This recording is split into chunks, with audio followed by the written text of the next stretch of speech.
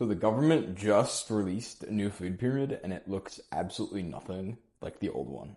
Over the years, people have questioned whether or not the food pyramid is valid.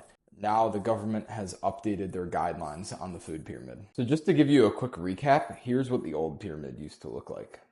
The primary food group was whole grains, followed by fruits and vegetables, then followed by dairy and meat/protein related products, and then finally sugar, fats, and oils to use sparingly. Then in 2005, we had an update to the food pyramid, which looked like this.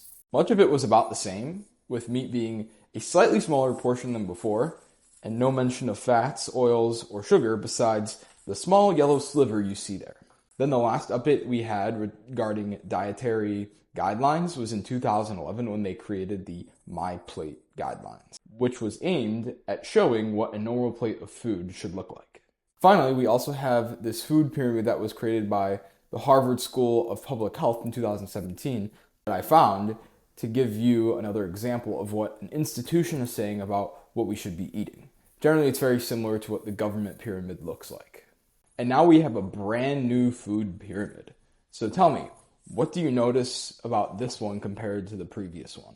It's almost the exact opposite of what it was before. Now let's look at the specific things that have changed about this food pyramid.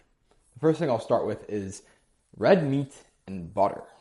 In the old pyramid, butter was something to use sparingly, and even more specifically in the Harvard food pyramid, it has red meat and butter as using sparingly. But now we have them as one of the main pillars of this pyramid, which I find to be very interesting. The other specific thing that I noticed was the fact that whole milk is on there and not skim milk. So one thing they're doing is they're trying to prioritize higher fat content dairy as opposed to low fat, which was something that the old pyramid was talking about. The other really big one for me that I noticed right away was the fact that they don't list any seed oils on these recommendations. The only oils and fats that they list are olive oil and butter.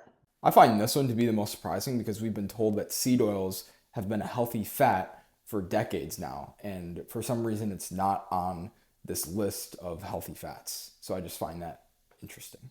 And then, of course, the final and probably the one thing that people noticed the most was the fact that there are no highly processed foods in this food pyramid.